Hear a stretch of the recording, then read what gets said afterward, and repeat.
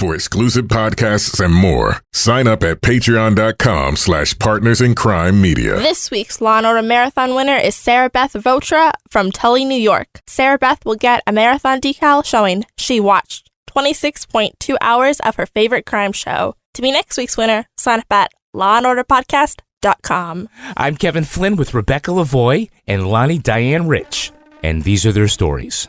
You think you know who did it, but you don't know who did it. Law and order, law and order, law and order. It's no ordinary police procedural, baby. It's the FNOG of police procedurals, baby. Law and order, law and order, law and order, law and order. These are their stories, these are their stories.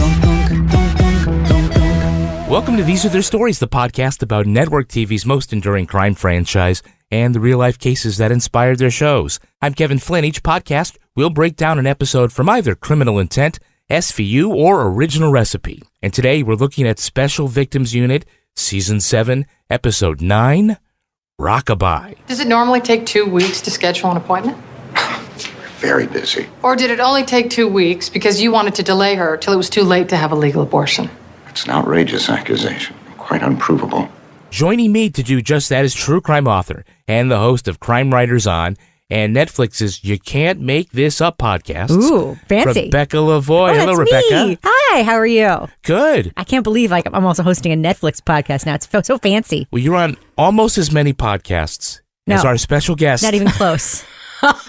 Our first Grand Slam returning guest, Lani Diane Rich. Hi, Lani. Hi, guys. I am so excited to be here, especially because I'm the most frequent guest. But I do have something that I wanted to talk to you guys about first before we get started today. Okay. Yeah. I just want to go back and kind of go through memory lane, the history of my time with you on this podcast, because the first time you had me on, Vincent D'Onofrio's fans got mad at me. Now, here's the reason why. Because somebody on the podcast said that Vincent D'Onofrio runs funny. Was not me. It was me. By the way, it took them coming after me like 3 times before I finally threw Rebecca under the bus and said it wasn't me. And now Vince and I are like this. We're tight. It's great. The second time you had me on, it was the episode of Law & Order that was so racist that they took it off the air. And we had that discussion. That was lots of fun. The third time, it was the Me Too episode. And now, here we are, abortion. So the thing that I wanted to talk to you guys about is that I have basically 2 theories. I have 2 theories. One is that, you just are, for some reason, coming after me to see how many people you can get mad at me.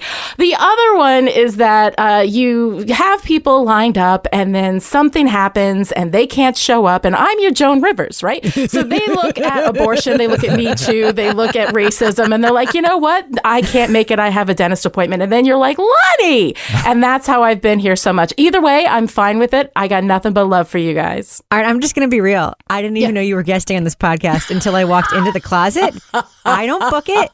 I don't know anything about how the sausage is made. Kevin, this is 100% on you. Okay, I'm gonna get 100 here. Okay. First of all, I have a horrible cold. On top of what's been going on with I don't know who I sound like today.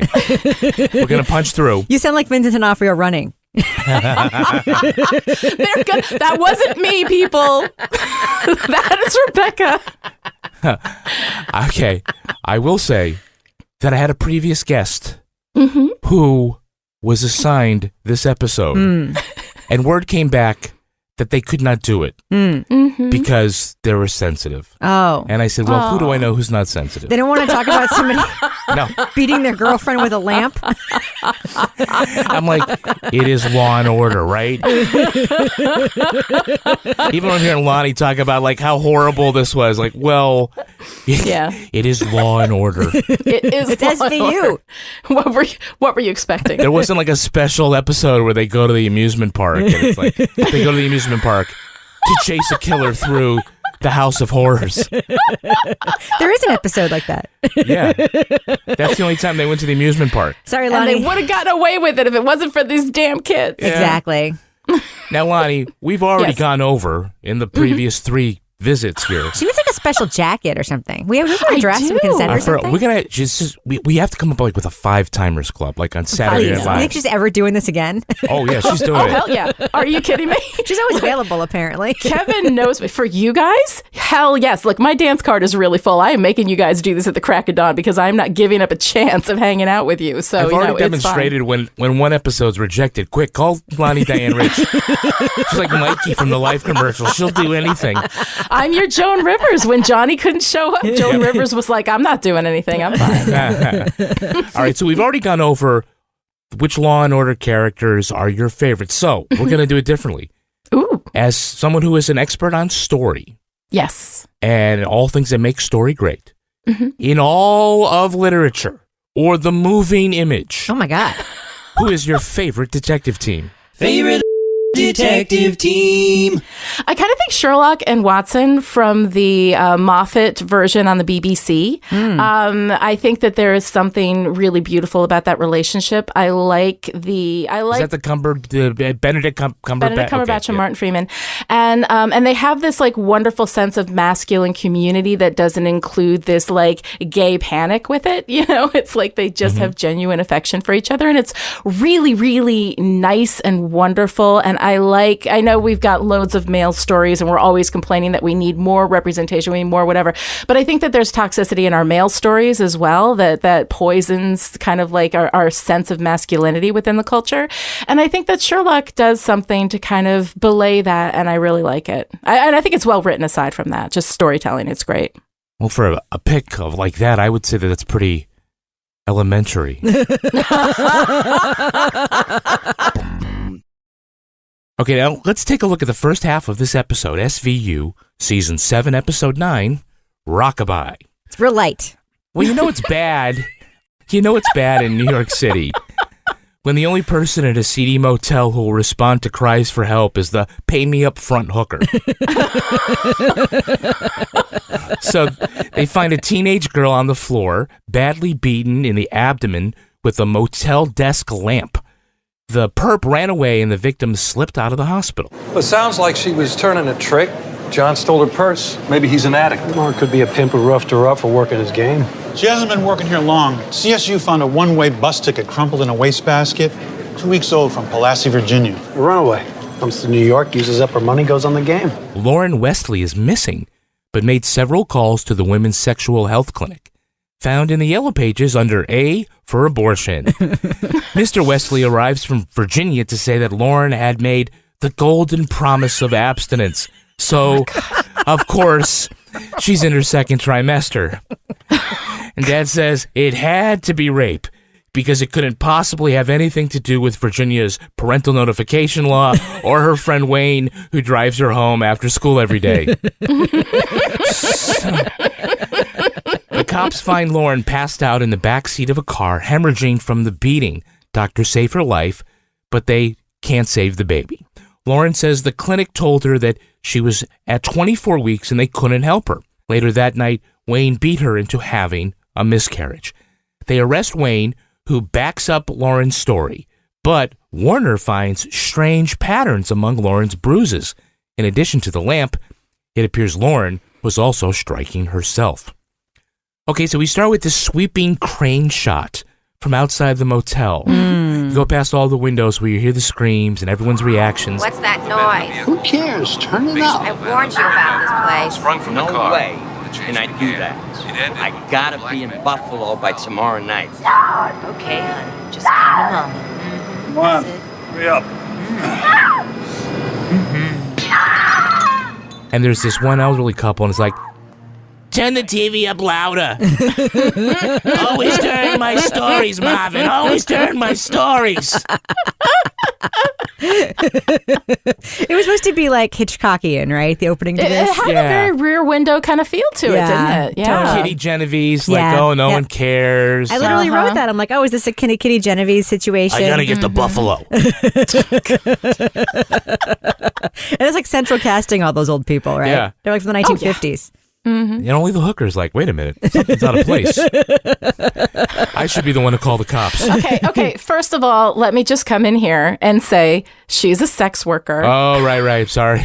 She has agency. She has a heart of gold, and she has guns. So, okay, we can just keep moving. Well, let's talk about that agency for a second, because we find that it obviously had to be rape, because Lauren had made the golden promise. Could she have come here with a boyfriend? Lauren doesn't date. You sound very sure. I am. She made the golden promise. Golden promise? What's that? Kids pledge to abstain from sexual activity until they're married. Okay, can I just say something? Can I just say something? Do it. I'm going to take a table. I'm going to scrawl purity culture on it in blood, then flip it, then take it out back, shoot it, and light it on fire. This whole golden promise thing made my skin crawl the entire time. It was so infuriating. What do you mean? Oh, if I have to explain this shit to you, Flynn, this is going to be a much longer podcast than you have time for. We are on the same page. We are 100% on the same page. This whole thing where dads feel like they own their daughters' bodies and virginity, and that's a promise they're making to them to stay. It's so gross. And virginity is a stupid freaking concept as well. Yeah. The whole thing is, it's crazy. The whole thing is bananas, as are daddy-daughter dances, but that's a topic for a different day. Creepy AF, I'm telling you. Which, I just got to say, credit due, Elliot played that off like it wasn't the most naive dad thing he's ever heard. Right, because he's exactly the same way. Oh, he was like, tell me more about this golden promise. Are there pamphlets? Is there a website I can go to? Sounds very interesting. It's probably too late for Kathleen, but Maureen, you never know. Don't worry about Dickie. He'll get by. Who cares about Dickie? That doesn't count with boys. Doesn't get. Boys are allowed to fuck. But apparently boys also make the golden promise. Because Wayne made the golden promise. It's the same kid. 2 golden promises broken.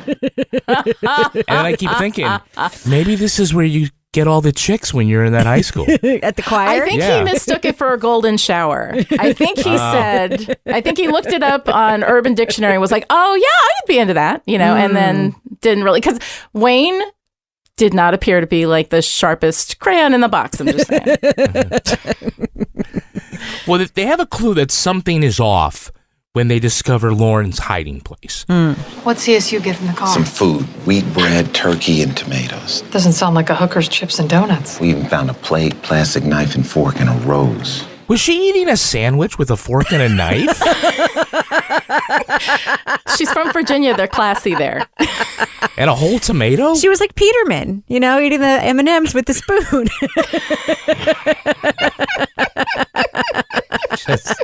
In the backseat of a car. Exactly. Because it's important. It's important to have standards, Rebecca, when you're going through your teenage crisis. I love that this park and ride is like the place where like runaways and like street people like break into cars to sleep it off. It's like, why are people using that park and ride? That's where you leave the car that you stole. I came back from Buffalo, and my window was busted out, and there's Sleeping Beauty hooker in the back. I'm sorry, Sleeping Beauty sex worker. She has agency. And a tomato. She has agency and a tomato. and a rose. And a rose. And a rose. She was picked to stay for the next week. She was picked to stay for Yeah.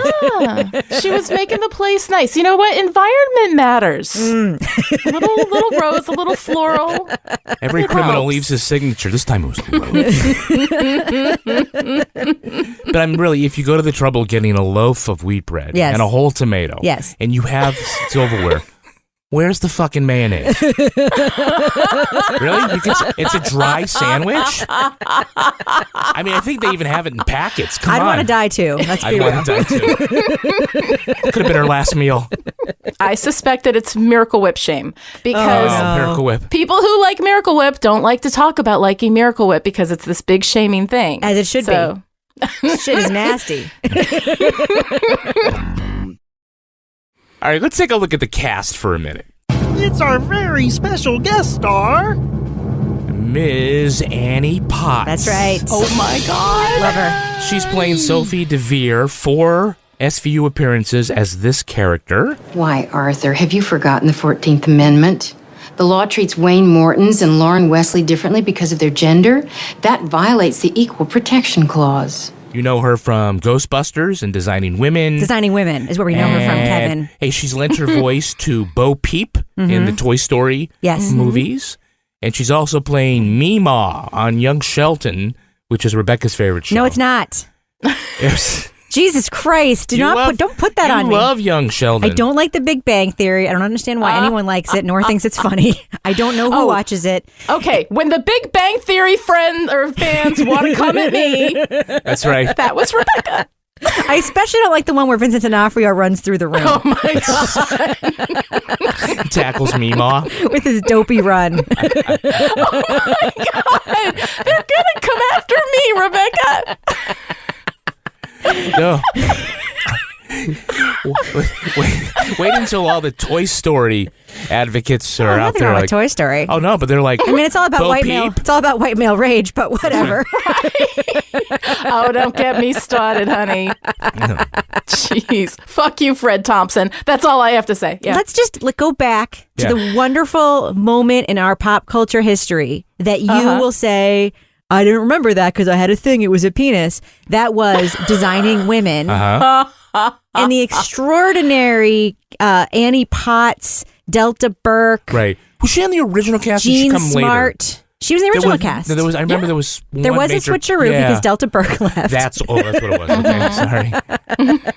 Yeah, and Dixie Carter. Yeah. Those are the OG motherfucking Designing Women right there. And Annie Potts was among them, so forget the rest. That's the only thing that matters. Annie was nominated for a Golden Globe for her film debut in Corvette Summer with Mark Hamill. She's also in Pretty in Pink. Also in Pretty in Pink. Oh, God. Pretty in Pink. Don't even get me started on John Hughes. White male rage. And she's, White male rage. I saw that too. I did. I'm just going to mention in passing that we see a previous Hey, It's That Girl that we've already talked about previously. It's Judith Light. I'll recuse myself. Playing politics with the law, Casey. From Who's the Boss and Transparent. She's revising her role as Judge Elizabeth Donnelly. She's the best. I love her. Angela. Angela. You know who's the boss? Angela. Angela. It's funny you thought that. White male rage. White male rage. Let me get to our Hey, It's That Guy. Hey, it's that guy. Who is playing Dr. Lett? The doctor from the abortion clinic. Oh, that guy? Yeah. That guy. Oh, yeah, I shut everybody up with that, huh? Yeah. Was he not on Designing Women? He was not on Designing If he wasn't on Designing Women, then I don't care, right? Yeah. That actor is named Robert Foxworth. When I examined her, I found that legally I couldn't perform the abortion. She was over 24 weeks. He played Chase for 6 seasons on the famous evening soap opera Falcon Crest. Ooh, Falcon Crest. Which is I just use it as an adjective now when there's drama. This isn't Falcon Crest. It's actually a noun. Deep cut, man. Deep cut. Susan Sullivan, you mean? That Falcon Crest? Yeah, he was a nominee for the 1986 Soap Opera Digest Awards Favorite Super Couple on a primetime series with actress Susan Sullivan. Who went to my high school. She was, oh, great. Okay. Well, hello. Rubbing elbows, girl. That's right. Well, I didn't go to high school with her. I think she's like 40 years older than me. Whatever.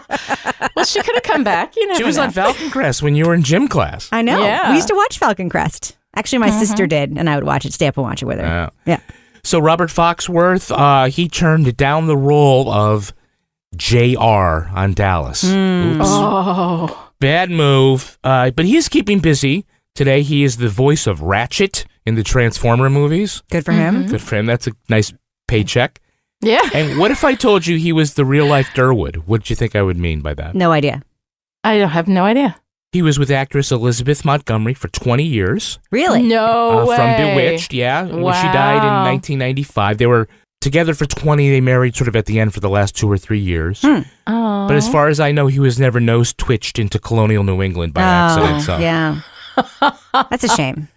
Yeah, it is a shame. So do we know the dad? She said she was coming here to visit a friend's family and have a look at colleges. I put her on a bus, gave her some money. Yeah, he's in everything. I don't know his name, but I know he's in everything. I don't know that guy. He's always a patrolman. He was in Third Watch, right? That actor's name is Skip Sudduth. 5 Law and Order appearances. He was Sully. Of course he was. Third Watch. He looks like a Sully.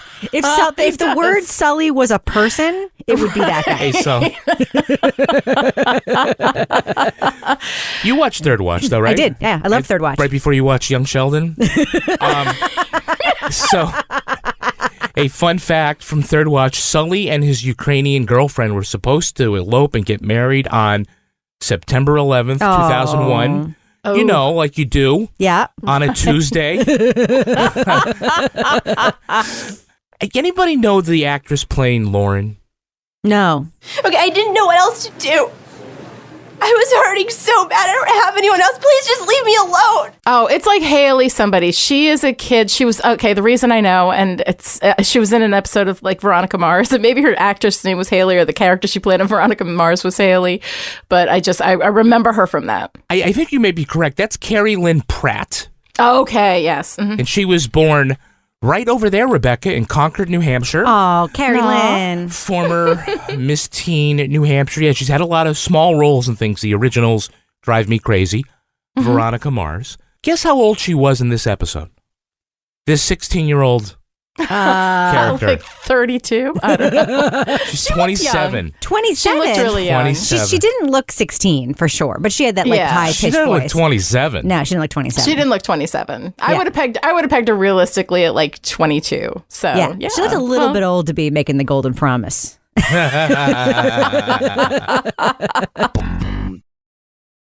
So part of Lauren's motivation is that her older sister got pregnant and Dad kicked her out of the house, so that's why she couldn't tell him. Elliot, who is the most unhinged father to girls in television, really tries to reason with Mr. Wesley. Yeah. Unfortunately, children are disposable. They deserted me. They're kids. Lauren's 16. She made a promise. She's your child. I don't care what your beliefs are. You don't stop loving her. Like I know you don't stop thinking about your other daughter. Lauren tried to kill her baby. Because she was afraid of you. Don't prove her right. So how does Elliot do on the Elliot Stabler scale? Wasn't this a good Elliot? Yeah, if only like he were actually like that, I wouldn't feel the way about Elliot that I feel. Is it, Lani, is it one of those things where like someone comes in who's even crazier and then the crazy person goes, oh yeah, that's crazy, so now I'm not going to be crazy anymore? Right. Yeah, it's all about that comparative insanity, right? You know, because next to somebody like that, you look, you know, completely reasonable. It's Olivia, who's like, so much for the Golden Promise. Oh, I know. So much for the Golden Promise. Yeah, like that was ever going to work. One look at a Britney Spears video and the Golden Promise goes out the bedroom window. Abstinence is baloney. Well, I read the number of high school teenagers having sex has dropped. Well, I guess you haven't read about the high school in Ohio where a fifth of students got pregnant. Guess what they were taught in sex ed? That lit me up. When she said that, I was like, are you kidding me? She was really pulling for that virginity. Yeah, she was. Oh my God. And then we come in with this whole thing of, you know, Munch or whatever, like one look at a Britney Spears video. And I'm like, so now our perfect angel has gotten knocked up and it's the fault of another woman. Is that what we're going to say? We're going to blame it on them because getting pregnant has absolutely nothing whatsoever to do with, I don't know, men. Okay, anyway. Or the natural desires of human beings to connect with one another. Or the natural desires of women. Right. It's okay. You don't give a kid a car and not teach them how to drive and get insurance. A car is a rolling sex box. We all know that. Exactly. When you put your kid in wheels, they're going to have sex. That's the way it works. And when kids have a body, they're going to have sex with it. It's just how it works. Like, teach them how to use it, give them birth control, and get over your damn self. That's right, Dad. This is the most blue state episode we've ever done. Oh, I haven't even gotten started, baby. Oh. This isn't political. It's just right. It's just, exactly. That's what I was thinking. I'm like, it's just about right and wrong. And it is wrong to try to control female sexuality because you don't like the idea of this woman actually having some agency and control over herself. That's right. Okay. Well, Dad certainly thought that meant that they abandoned him. Which isn't weird at all. Because they couldn't keep their knees together. Oh, Jesus Christ. Dirty little girls. Oh, my God. There's a real aha moment And it's when Lauren says, I wasn't yelling, stop, don't. I was yelling, don't stop. Yes. You know what they say about punctuation, how it saves lives. All right, now let's look at the second half of this episode. Wayne's new lawyer, Sophie DeVere, says that Lauren was afraid her father would kick her out of the house, so they couldn't get a legal abortion. Novak wants to charge them both, but the law is not equal. Both kids committed the same crime, but according to the law, he could get 5 years in prison while she gets 5 years probation. Doesn't seem fair. The law's penalty reflects the degree of responsibility. Seems fair to me. Plead her out on the misdemeanor and prosecute him for the felony. Enter district attorney and disappointed vice principal Arthur Branch. He wants Novak to pressure pro-choice Judge Elizabeth Donnelly to recuse, because she knows what a uterus is. Now Sophie is moving to have her male client charged with the same misdemeanor Lauren is facing. Equal protection and all that. Because we all know that white men really need that equal protection. On the stand, Casey asks Lauren, why didn't she just get the abortion when she came to New York 2 weeks earlier? She said that she did. She called the clinic each day but kept getting pushback until she reached the 24-week period and couldn't legally get one. Benson finds out it's a fake abortion clinic. Branch is adamant that he won't let Casey cut a deal, but when she gets the clinic nurse on the stand, she sets it up for Sophie to spike the ball. The nurse admits the doctor's story that Lauren had a temperature was bullshit, designed to stall the pregnant mother until it was too late. The jury convicts Wayne on the misdemeanor, but acquits him of the serious felony. That's when Benson arrests Dr. Lett for his fraudulent abortion scam. Well, in this episode, we have a crossover. Fred Thompson as original recipe, DA Arthur Branch. You know, Rebecca, you sometimes forget that character, he's the DA for all the prosecutors. That's right. In all the universe. I don't forget. Okay, maybe sometimes I forget. He shows up like, what's he doing there? Oh, shit, he's the boss. Yeah. Casey has to answer to someone. Yeah. And he's going to let you know that he's conservative and not happy with this abortion bullshit at all. Right. Who's your trial judge? Elizabeth Donnelly. Favorite radical feminist. Wears her views on her sleeve. This will probably appeal to her notion of inequality. How did he even get this job? Wait, you mean in the Law and Order universe? Yeah. Or how did Dick Wolf hire him? No, how did Arthur Branch get, because we know Rudy Giuliani. It's an elected position. Hired Diane Wiest, appointed Diane Wiest, right? Yeah. As a fill-in, right? Do I have to go back? We got to jump shows was this here. Like one of those like snapback things where like they had a hippie and then they were like, fuck that, we don't want a hippie anymore. We want corn pone. We need to balance these ideas because who is representing the patriarchy and misogyny at the moment? In Manhattan. Right. In Manhattan. Who's representing the pro-life majority of Manhattan in the DA's office? Hey, now there's a real power woman scene, right? It's going to be the two of you going to walk down 3 flights of stairs in these heels and not hold the rail and argue about abortion all the way down. Go! Your presence will also politicize the case. It's going to provide fuel for the pro-life lobby. My absence will provide fuel for the pro-choice lobby, which still exists, Casey, even if you've deserted it. It's my job to prosecute this case regardless of my views. And it's my job to try it. I see no reason at all why I should accede to your request or tell your boss to go screw himself. So I'm going to say this. Diane Neal is fine as actresses go. Casey Novak is a strong character. Diane Neal is a decent actress. Judith Light makes it look like Diane Neal is rehearsing for her first audition ever in this scene. Really? Judith Light just so crushes this scene. She has this, I know it's a podcast and we can't demonstrate. Maybe you can play a clip. She has this barely concealed rage just behind her beautiful, beautiful face. It's incredible. It's incredible. It is wonderful. And I was so with her because Fred Thompson can fuck off. Oh, our favorite radical feminist. And all you have to do in order to dismiss a woman is call her a feminist like that's a bad thing, which, by the way, it is not. Or they don't know what the word means. Let's be real. Exactly. No, fair. Well, because of this nonsense, because of the ways in which this patriarchal bullshit pardon you, Kevin. I'm sorry. I don't mean to be coming down on men. I'm just trying not to make any sudden moves. No, seriously. You're not safe in my presence is what I'm saying. Men, right? But I mean, there's this whole thing about all we have to do is say the word feminist, and that somehow that takes this judge who has worked her entire life to get where she is and has earned every bit of it. Well, you don't know that. Flynn, I'm telling you right now. Yeah, don't even try. They could have written in some, bad shit about her too. You just don't know. No, remember she was a victim of an assassination attempt in one season. Oh yeah, she's such a good judge. She's such a good judge. She is. She's a good judge. Judith Light, man. Yeah. Don't mess with Judith. Don't.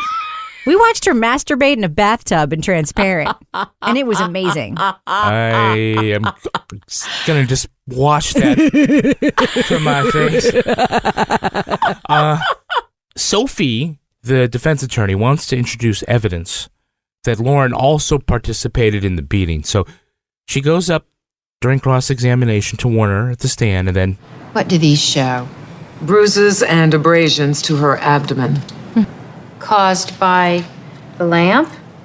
No. Caused by what?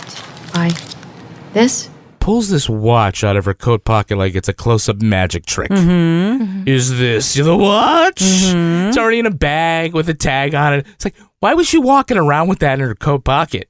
So she could reveal it with a flourish. You think you just go over to the, She's a designing woman, Kevin. She's a designing woman. She designs things. That is the most 92-year-old woman watch I've ever seen on a 16-year-old girl. What 16-year-old girl is wearing that? It was her promise watch that her daddy gave her. Oh. Okay. No, I take it back. Doesn't work either. I take it back. It's perfect. You can tell it's a golden promise watch because the watch stopped at 1957. I have a legal question. Yeah. So I got all excited when Annie Potts throws out 14th Amendment because I know what that amendment is. It's like one of the few things I know in the Constitution. Equal protection, which, by the way, was not designed to protect white men, but whatever. Yes. Okay. Why does she have to try to use that and she just can't be like, same thing happened to her and to him, punishment shouldn't be different? Like, why does she have to be all 14th Amendment and get that struck? In the case at hand, the law is constitutionally defective and violates my client's civil rights. My understanding, based on her arguments she made later, is that state law in New York would have treated them differently. Okay. So the state law is that. So she is essentially trying to, make an appeal. Yeah. Which is why the judge says, I'm sorry, Mr. Veer, but if you think the law is defective, take it up with the legislature or the appeals court. Your client is facing serious criminal charges. The trial will proceed. Good night. Got it. Plus, it's law and order. That's right. Let's have something to talk There about. needs to be some blah, blah, blah, Constitution, blah, blah, blah. Yeah. There needs to be some, I did a little bit of research as a writer for this episode. I Googled it.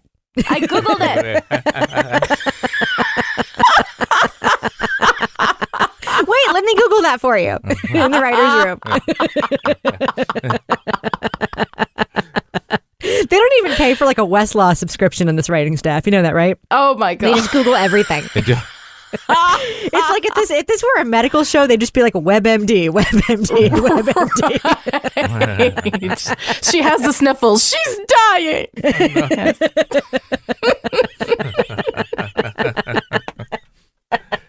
So we find that just before the closing argument, right through the verdict, Branch has been standing in the back of the courtroom the whole fucking time. Like a creeper. With his arms crossed. Like Casey made him a golden promise. It's a golden... Oh, man. Man, it's a good thing that Novak isn't a lesbian because he would have fired her for that, right? Is this because I'm a lesbian? Oh, my God. So Fred Thompson had to read this line. He probably died a little bit inside when he saw the script. Oh, my favorite line of the whole thing. Yeah. Well, I may be pro-life, but I'm even more pro-law. God. If I can't prosecute a doctor for performing an abortion, I'll prosecute a doctor for not performing an abortion. Oh, God. I gotta say, it's a big phone book. There's gotta be other abortion providers under A. You would think. You would think she would just call the next one. That's what I was surprised about. Instead of calling the same one back every day, unless she'd already given him all of her money. That's for the what abortion. my guess was. She'd already given her $400 or whatever. Oh, yeah. That would have made it a crime right there. Yeah. That could have been part of the, oh, yeah. The crime starts at the Golden Promise, Kevin. Okay, I'll take your money. All right, let's take a look at the real-life story that inspired this episode. It's time for Ripped from the Headlines. You think you know who did it. You think you know who did it. But you don't know who did it. You don't know who did it. Ripped from the headlines. This episode is inspired by the 2005 arrest of a Michigan teenager charged with inducing his girlfriend's miscarriage using a baseball bat. Authorities say when the couple found out they were pregnant, they tried to obtain a legal abortion, but state laws prohibited the girl from having the procedure without a parent's consent. The couple then hatched a plan in which he would secretly strike her in the abdomen with a souvenir-sized baseball bat. When it didn't work the first time, they tried it repeatedly until she miscarried in her home. The fetus was buried in the boy's backyard. It wasn't until the girl told others at a student conference about their actions that the authorities were notified. The 16-year-old boy was charged with a state law punishing assaults on pregnant women who miscarry. Charges against the girl were considered but never pursued. In September 2005, the boyfriend pleaded no contest to avoid jail time. Although the case was sealed in juvenile court, it's believed the teen received 2 years probation before having his record expunged.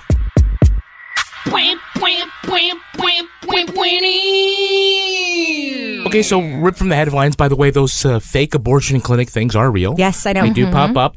We can say that without access to safe legal abortion, knuckleheads are going to resort to stupid shit. Can we agree to that? That's happened all throughout history. I mean, it's not a hypothetical. There have been times where abortion was not legal, and this is exactly the kind of thing that happened with some regularity, not to, people on the margins, but to all kinds of people, rich, poor, black, white.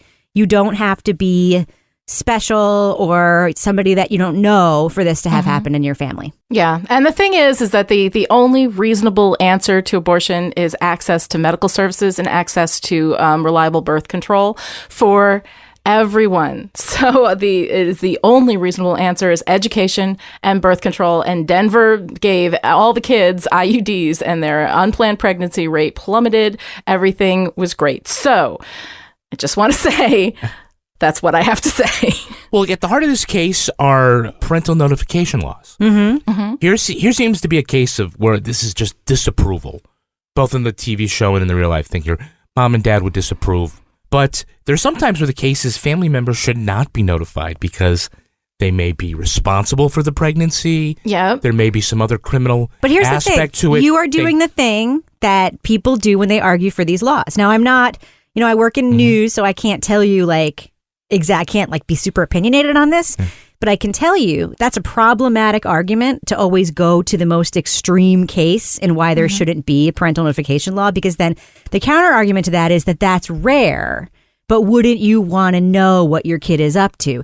The thing that we have to do, if you really want to make a strong argument against parental notification laws, is normalize the idea, which as a parent of a teenager, a parent of two teenagers, I can tell you should be normalized, that kids are people with agency and lives, and they are weighing the very difficult choices of how their life could change if their parents know sort of how they're exploring their sexuality and things that are happening. And it is okay for us to not know every single detail of our kids' lives. It is okay. It is 100% okay.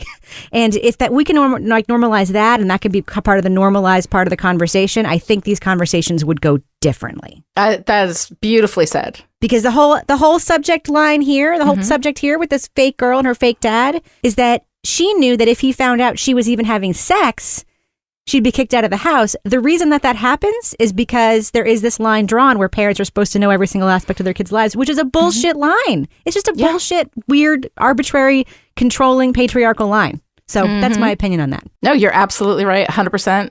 Absolutely. So at least at the time of this, you couldn't charge a woman with seeking an abortion, right? So the U.S. Senate in 2006 tried to pass the Child Custody Protection Act, which would charge adults other than parents who help girls across state lines to get an abortion if there is a parental notification law in their home state. So it seems that... So the politicians who want to butt in and make it harder for women to get abortions want to stop people who want to butt in and make it easier for women to get abortions. Yeah. Oh, I'm just so glad I have a penis. And I don't have Aren't to. you? And I don't have to worry about this bullshit. This is what we women have been saying to you men for ages. Like, just stay out of our pants. Just stay out of them. Well, that's something we don't want to hear. It's an invitation-only situation. Invitational. It's opt-in. It's opt-in. Exactly. But, Rebecca's so right, though, because children are not property. It is on us as parents to guide them and to protect them to the best of our abilities, but it's also on us to teach them how to be adults. And that doesn't happen with the snap of a finger at 18 years old. That happens by allowing them to make decisions and make mistakes. And the best thing that you can do as a parent is make sure that they have information, pivotal information, to how the world works and what's going to happen if they make certain choices. Your job is to give them information so that they can make their own choices, and then to try to help them through when they screw things up, because they will. Now, authorities were notified when the girl went to a student leadership conference, got into one of those small breakout groups. They had to talk about like moments of empowerment, and she told this story. Now, hey, good on her for taking control of her own narrative and owning her truth, but not exactly a white paper on how to cover your tracks. What I want to know is who was the other kid who snitched on this poor girl? Some leader. Some future student leader. Someone who is the future DA of New York City. Some future Arthur Branch. Future Arthur Branch.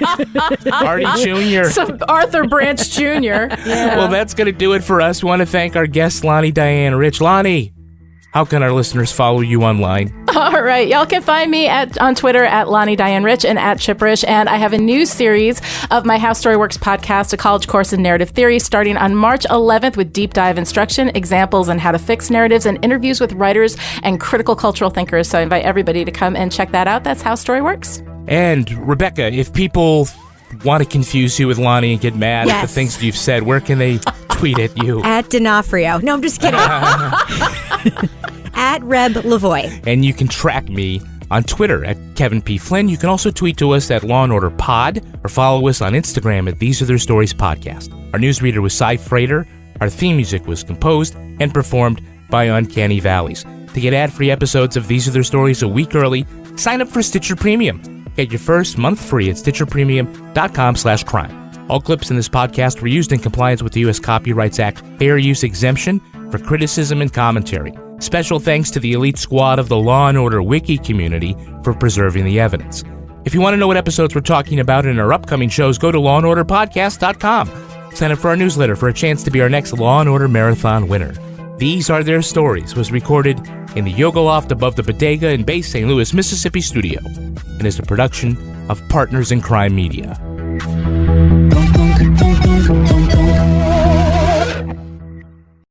Partners in Crime Media.